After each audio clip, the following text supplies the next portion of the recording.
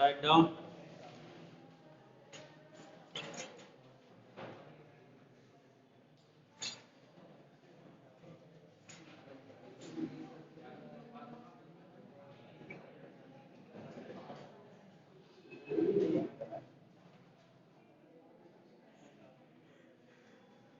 Students,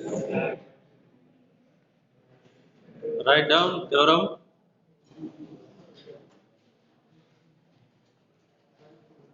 In a cyclic quadrilateral, in a cyclic quadrilateral,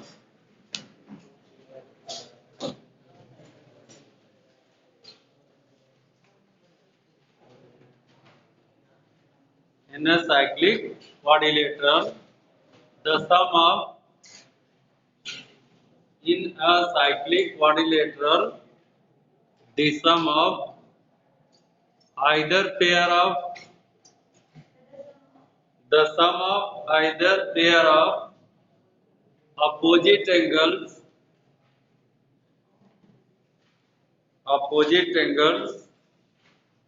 is 180 degree. Is 180 degree. Is 180 degree. Okay, students. You know what is cyclic quadrilateral? Cyclic quadrilateral means the quadrilateral whose all four sides or you may say vertices are on the circle. Okay, that matlab a circle, the circle if passing through a quadrilateral whose all four vertices of the quadrilateral is on the circle, then that quadrilateral is known as cyclic quadrilateral. Clear? Yes. 10th A.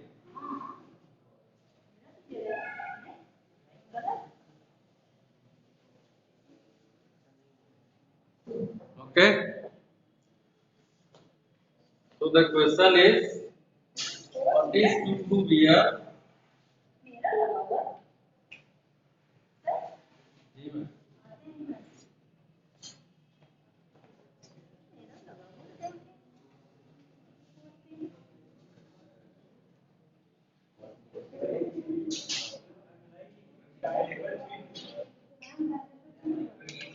नहीं नहीं वो पहले किया होगा ये schedule शुरू होता है या फिर चल रहा है हाँ हाँ ये शायद अच्छा आपसे क्या पढ़ा है ये न्यू फैक्टर को लगा यस ओके यार मैं देख पा रही हूं suppose that this is a quadrilateral A B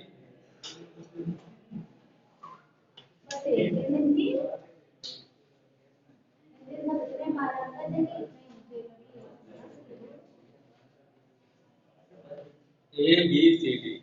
This one is a cyclic quadrilateral. Okay. Then what is to prove?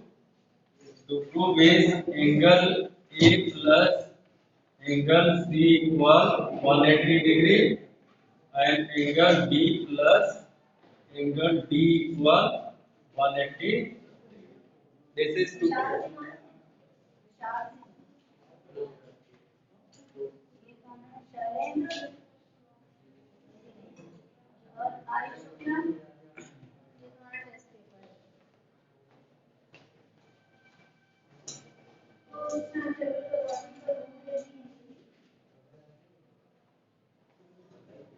ठीक है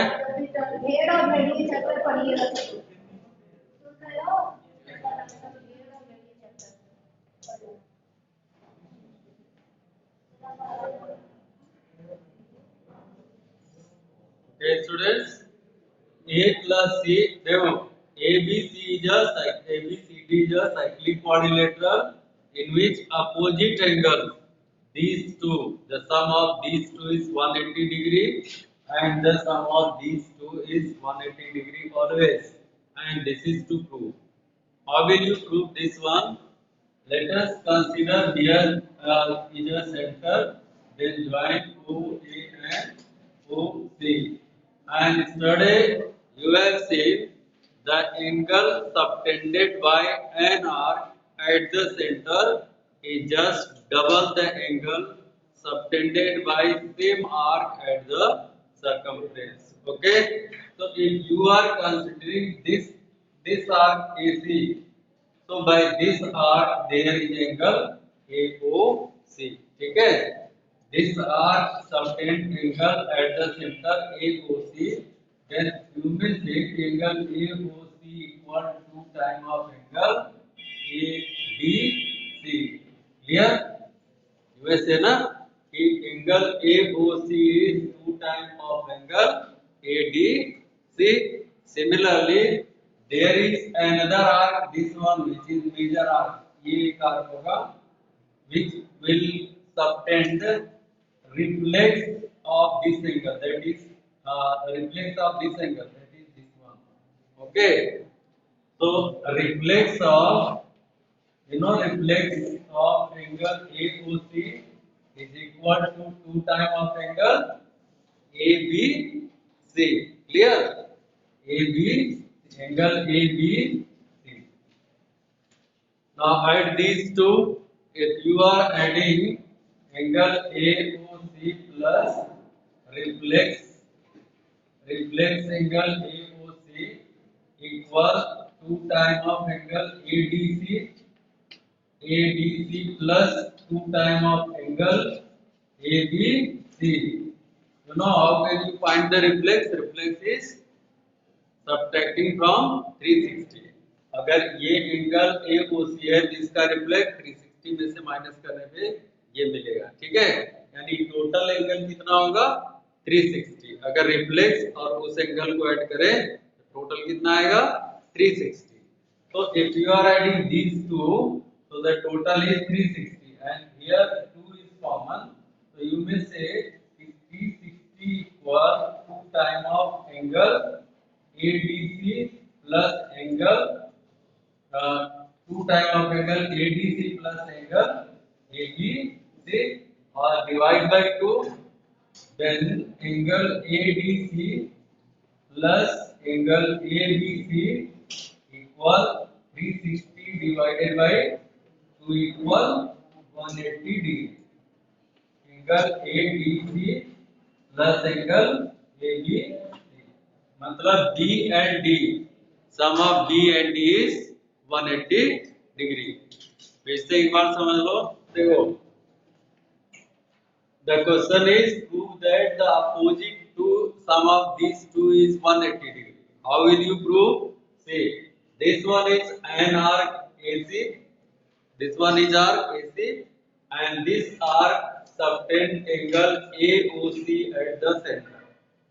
This angle AOC will be double of this one by theorem, क्योंकि same arc देखो यही arc centre पे angle form कर रहा है और यही सेम आर्क जो है सर्कमफ्रेंस पे भी एंगल फ्रेम कर रहा है. तो this angle will be double of this angle. Similarly if you will consider this arc, then angle subtended by this arc at the center, this one is equal to double of this one. ठीक है, तो so if you will add these two, so the total is how much 360 degree. किसी point पे 360 मिलेगा, 360 and here 2 is common, divide by 2 you will get 180 degree. Similarly you can prove here. Similarly we can prove, you may write that we can prove angle A plus angle C equal 180 degree. Hence proof. ठीक है, this was the theorem. Note down.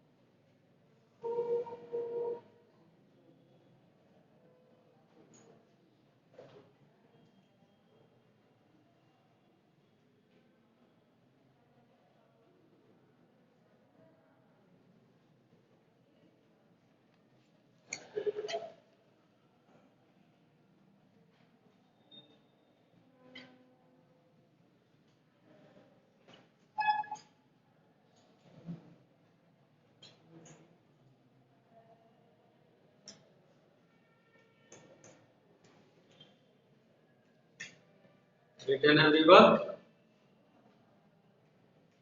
Tell me.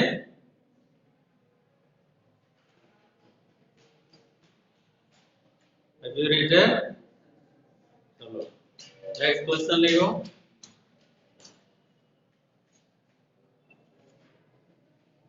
An exterior angle, next theorem है an exterior angle, an exterior angle, an exterior angle of a cyclic quadrilateral, an exterior angle of a cyclic quadrilateral is equal to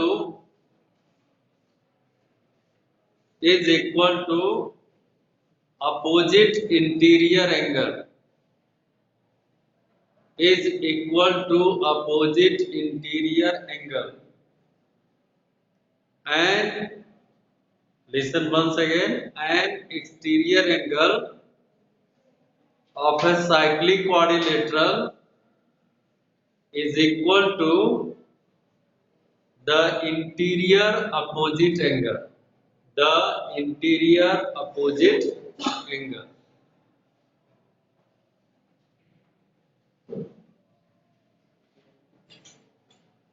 ठीक है? See, this one is a circle and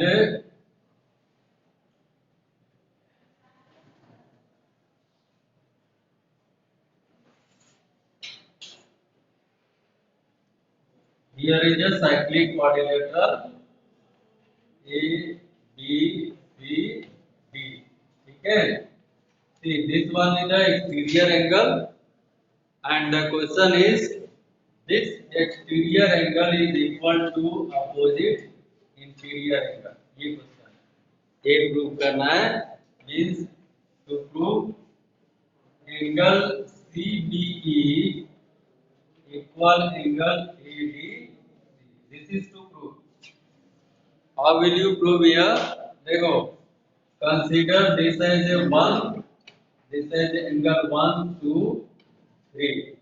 Clear? You know, proof. What is sum of 1 plus 3? बोलो.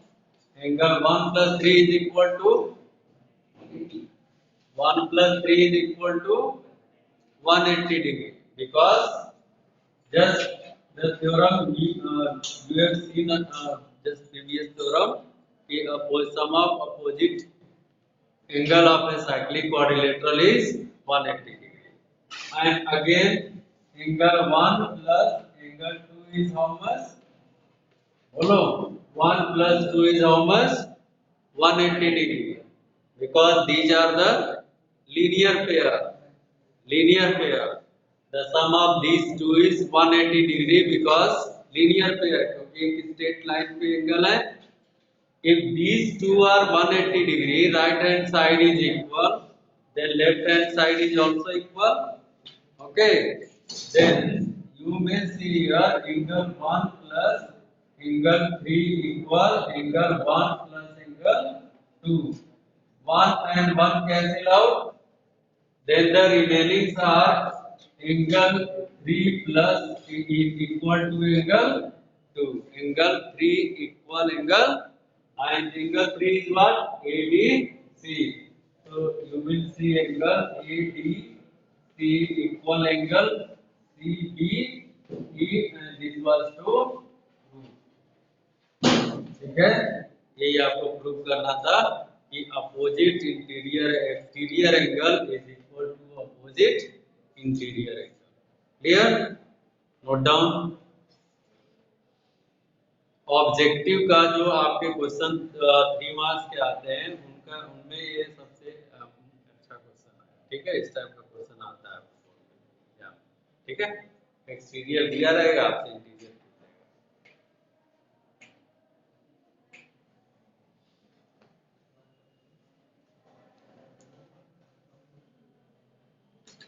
आप लोग को class में बैठाया गया है ना, तो थोड़ा सा आप इधर शिफ्ट हो जाओ.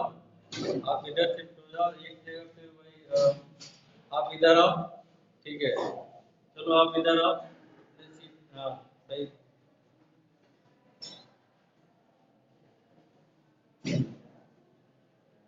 Okay return. अब आज से आप लोगों का रिवीजन भी शुरू है। कल आपसे बोल के गए थे कि सर्कल के साथ साथ आपका रिवीजन भी कराएंगे। पहला चैप्टर जीएसटी का रिवीजन कराएंगे, ठीक है ना। ओके, क्योंकि बच्चे जीएसटी में थोड़ा सा प्रॉब्लम भी फेस करते हैं, तो देखते हैं कहाँ तक आपका रिवीजन होता है, उसके बाद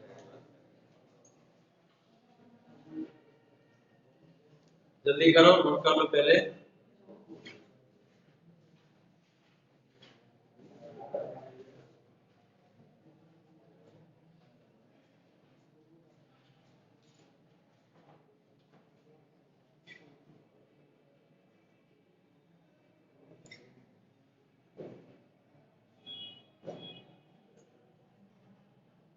नोट कर लिया?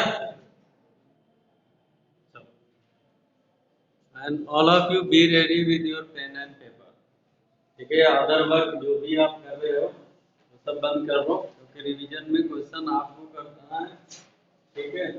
I will guide you only from here.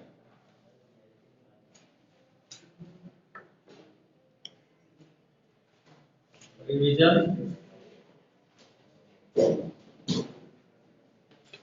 Chapter 1 GST. अगर रिवीजन अच्छे से हो गया तो समझो आपकी पढ़ाई कंप्लीट हो गई। अगर रिवीजन में नहीं किया तो फिर तो बेकार, ठीक है।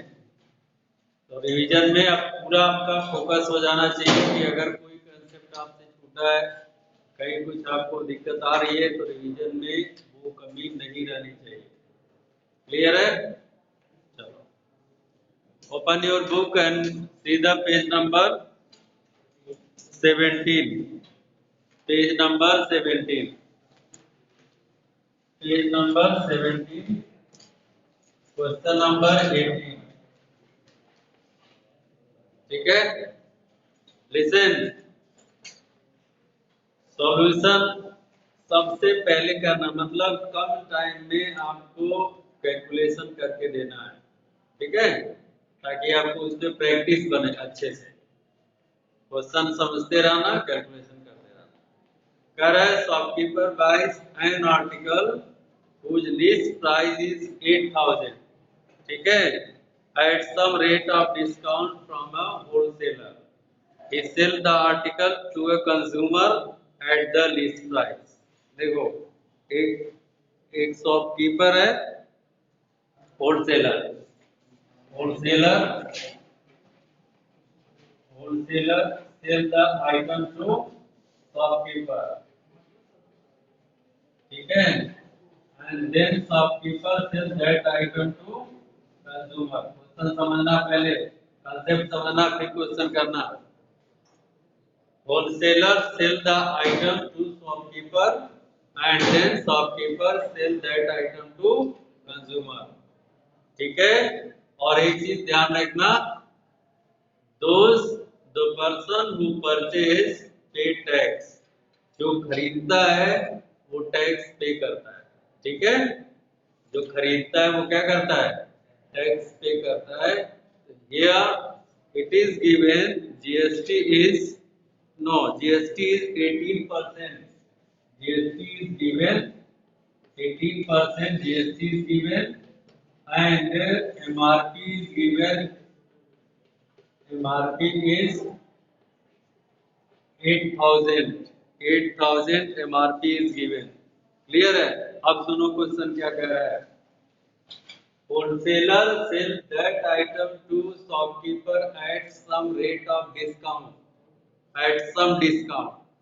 तो डिस्काउंट आपसे क्लियर नहीं कर रखा है कि कितना परसेंट डिस्काउंट दिया है, और क्वेश्चन में भी वही कह रहा है कि what the percentage of discount is given by wholesaler to shopkeeper. Then you will consider here कि let the discount percentage this much, ठीक है। तो यू विल से कि let X% discount is given. X% discount is given by wholesaler to shopkeeper. ठीक है। अब देखो, अगर होलसेलर ने X% डिस्काउंट दिया है शॉपकीपर को, जैसे मान लो आप खरीदारी करने गए और कोई सामान आपने 100 रुपीज उस पर लिखा हुआ है, तो आपसे दुकानदार आप कहते हो ना कि कुछ डिस्काउंट कर दो, तो उन्होंने कहा चलो भाई आपको 10% डिस्काउंट करते हैं। तो 10% का मतलब क्या हुआ, 100 में 10 का मल्टीप्लाई 10 से डिवाइड, परसेंटेज का मतलब उतने से मल्टीप्लाई 100 से डिवाइड, तो 10 रुपीज आपका डिस्काउंट हो गया। तो आप क्या करोगे, 100 में से 10 माइनस कर दोगे, यानी 90 रुपीज आपकी कॉस्ट आई। ठीक है। तो जब भी डिस्काउंट परसेंट है तो डिस्काउंट अमाउंट निकालते हैं। तो discount amount is how much, discount amount is equal to 8000 का कितना, X%। जो MRP होगा उसी पे डिस्काउंट देगा। 8%, X% discount means 8000 multiply X upon 100, double zero cancel out, 80X, यानी जो उसने डिस्काउंट दिया था होलसेलर ने शॉपकीपर को, उनने 80X रुपीज का डिस्काउंट दिया था। तो 80X डिस्काउंट माइनस करके उसको सेल करेगा। तो MRP कितना है, 8000। तो देखो कितने बार सेलिंग हो रही है, कितनी बार सेलिंग हो रही है,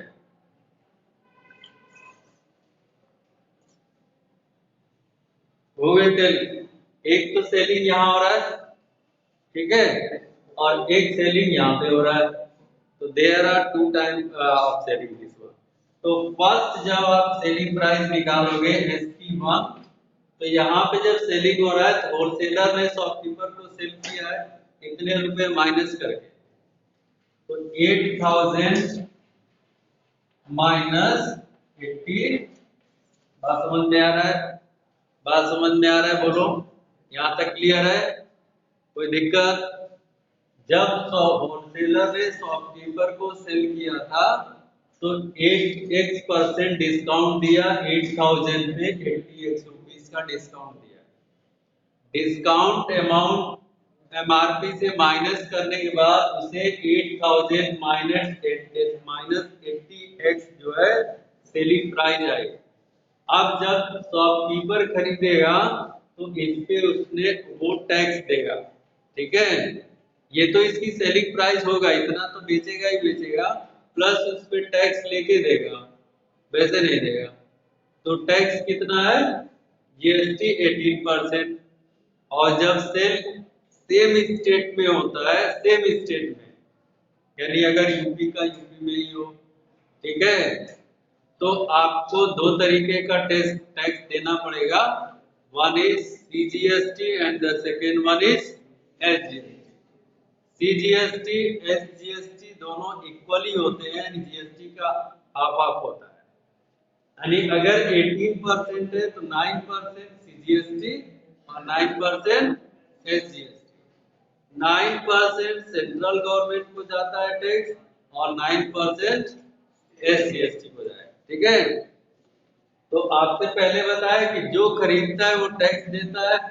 तो शॉपकीपर ने खरीदा तो ये टैक्स पे करेगा, वो भी दो टैक्स पे करेगा, CGST और SGST।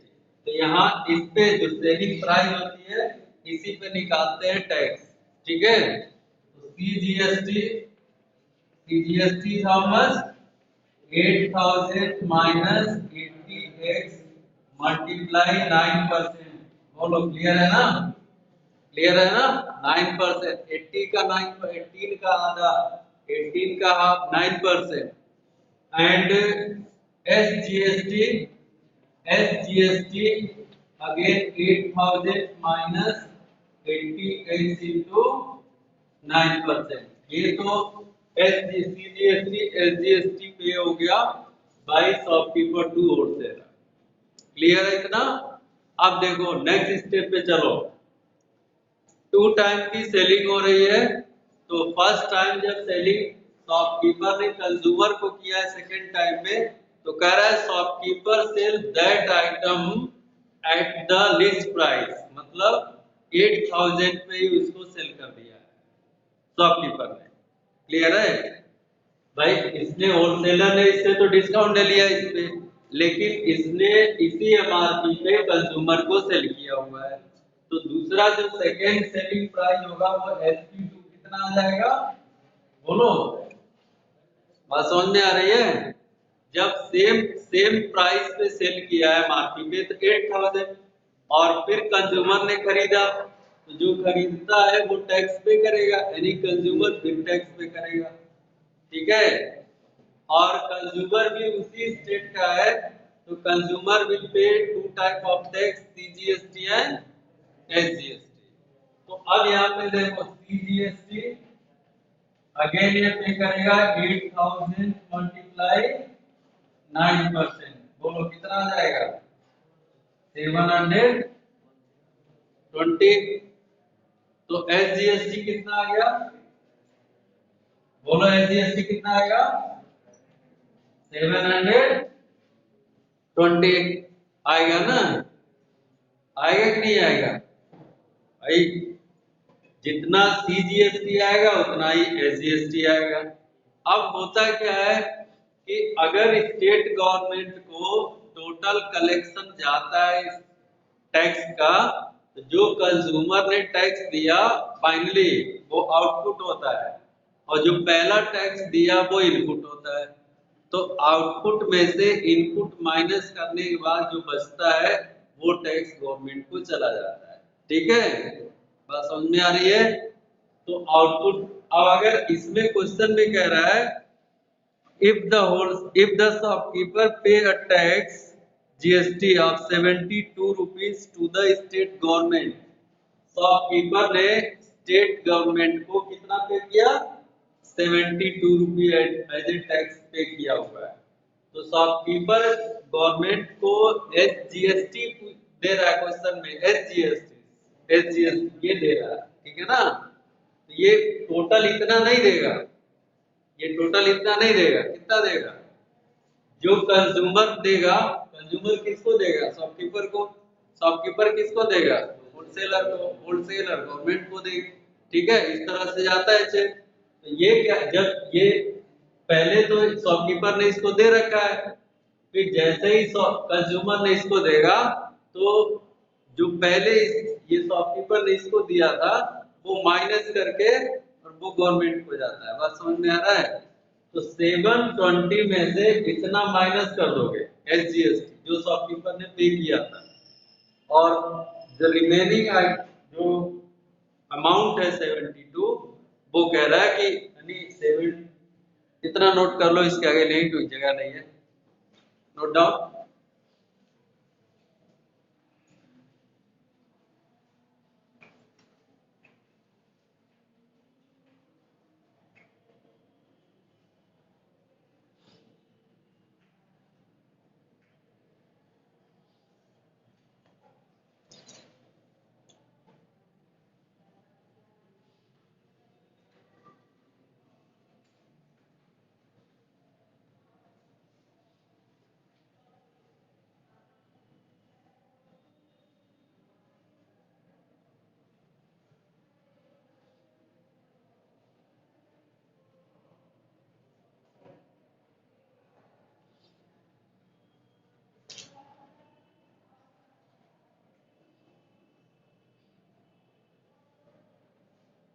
बेटा रिवीजन में पूरे मन से लग जाना। ठीक है? क्योंकि अब इसके बाद आपको टाइम नहीं मिलना है। अब जो भी है अब फाइनल है समझो, इसके बाद आपको एग्जाम नहीं जाना।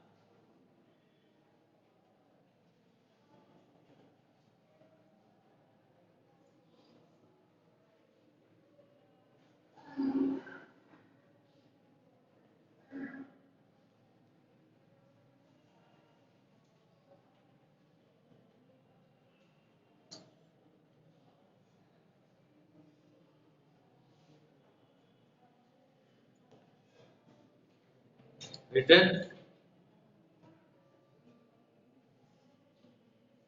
एवरीवन। चलो अब आगे देखो इसके।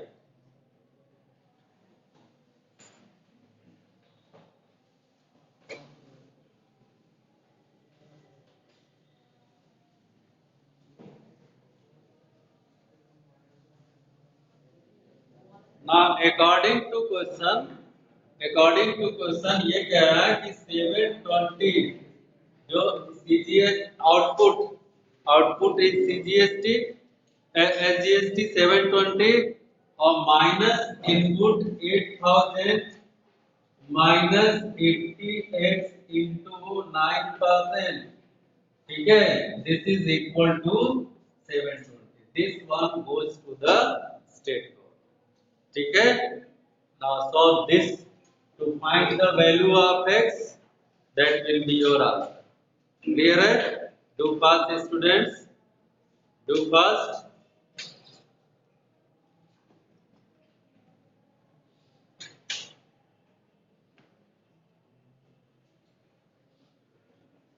Seven two zero minus 8000 into 9/100 minus 80x into 9/100 equal 70। ये डबल जीरो यहाँ से कट गया। 720 माइनस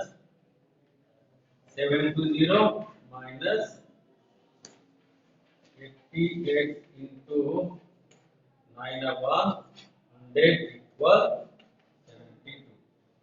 नहीं, दिस वन इज प्लस ना, तो साइन विल चेंज। ठीक है, ये तो वैसे ही कट गया और यहाँ से ये कट जाएगा। 8 9 जा 72, 72x/10 इक्वल 72। ठीक है, तो x इक्वल 72 into 10/72, ये पूरा कट जाएगा। x इक्वल यानी the discount given by wholesaler was 10%। ठीक है, wholesaler has given 10% discount to the consumer। इस टाइप का क्वेश्चन क्लियर है? इस टाइप का क्वेश्चन क्लियर है?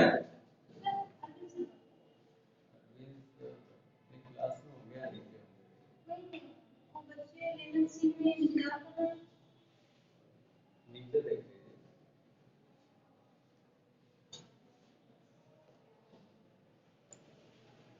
ठीक है, क्वेश्चन क्लियर है ना?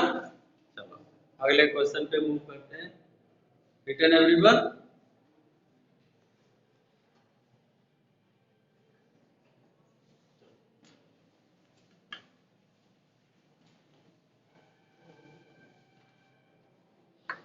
Question number 17। क्वेश्चन समझो। क्वेश्चन देखो, कह रहा है कि Kiran purchase an article for 5310। 5310। This one is, या तो देखो, या तो आप ये कहो कि this one is purchasing price और selling price by other one. ठीक है, या तो किसी ने बेचा है सेलिंग प्राइस है, या इसने खरीदा है तो परचेजिंग प्राइस है। बात समझ में आ रहा है? तो Kiran has purchase some item for 5310, but it is given कि it includes 10% rebate means discount। तो 10% जो rebate is given, rebate equal 10%। ठीक है, 10% जो रिबेट था वो इंक्लूड करके इसमें है, याद रखना। 10% जो रिबेट है, डिस्काउंट है, वो इंक्लूड करके इतना अमाउंट आया हुआ है। ठीक है, और जाहिर सी बात है, जब इंक्लूड अमाउंट, अगर रिबेट इसमें इंक्लूड है तो टैक्स भी इंक्लूडेड होगा। भाई आप कोई सामान खरीदने जाते हो तो टैक्स पहले तो पूरा बिल आता है, बिल के साथ टैक्स आता है, पूरा टैक्स ऐड होकर के तब आप पे करते हो ना। तो एक्चुअल अमाउंट तो विद टैक्स जाता है आपको, आपने कितना पे किया। तो अगर इसने 5310 में पे किया हुआ है टोटल, इसमें टैक्स भी होगा और डिस्काउंट वगैरह जो भी सब कुछ भी होगा मिला करके टोटल 5310 रुपये उसने पे किया होगा। पर जो भी है कह रहा है on the mark price and 18% tax on the remaining price. मतलब उसने 18% जो जीएसटी दिया है वो रिमेनिंग प्राइस पे दिया है। मतलब पहले 10 मार्क प्राइस पे 10% डिस्काउंट लिया। समझो क्वेश्चन को, पहले जो एमआरपी था उस पे 10% डिस्काउंट लिया। डिस्काउंट लेने के बाद जो प्राइस मिला उस पे कितना परसेंट टैक्स दिया? 18%। 18% टैक्स मिला करके और जो डिस्काउंट अमाउंट है दोनों मिला करके उसने पे किया। बात समझ में आ रहा है? तो एमआरपी तो क्लियर नहीं है, आपसे कह रहा है फिर find the mark price of the article. तो यू विल लेट ना कि let MRP is how much, MRP equal rupees. अब इस एमआरपी पे 10% ऑफ डिस्काउंट निकालोगे, करके रिबेट निकालोगे। तो रिबेट अमाउंट आप निकालोगे ना, rebate amount equal x 10% of x, कितना आ जाएगा बोलो? x by 10। तो सेलिंग प्राइस देखो, या तो दूसरे पहले के लिए सेलिंग प्राइस बोल लो जो किसी ने बेचा है, या खरीदे जिसने खरीदा उसका सीपी हो जाएगा। बात समझ में आ रहा है? तो खरीदा किसने, कितने में? MRP x minus x upon 10, मतलब 10 into x 10x minus x 9x upon. अब सुनो इसके बाद की कहानी। अगर ये 9x अपॉन 10 है तो हमने आपसे कहा था ना कि सेलिंग प्राइस जो आता है उस पे टैक्स देना पड़ता है। तो अब इस पे टैक्स लगेगा कितना? 18%। ठीक है, सेलिंग प्राइस पे टैक्स लगा 18%। तो आपसे बोल रहा है कि 9x प्लस 9x अपॉन 10 का कितना? 18%। और ये टोटल मिला करके 5310। क्लियर है? 9x प्लस 9x अपॉन 10, ये 9x अपॉन 10 सेलिंग प्राइस है। हमने क्या किया? सेलिंग प्राइस 9x अपॉन 10 है ना, 9x अपॉन 10 और प्लस 9x अपॉन 10 का 18%। ठीक है, दोनों मतलब टैक्स और सेलिंग प्राइस मिला के 5310 रुपीज उसने पे किया। ठीक है, अब यहाँ से सॉल्व करके x की वैल्यू निकालोगे सिंपलीफाई करके। तो what is the value of x? बोलो टेल मी, बोलो भाई, what is the value of x? 5000, 5000 ना। डायरेक्ट लिखते हैं, कैलकुलेशन कर लेना आप लोग। This is the, yes sir, thank you sir.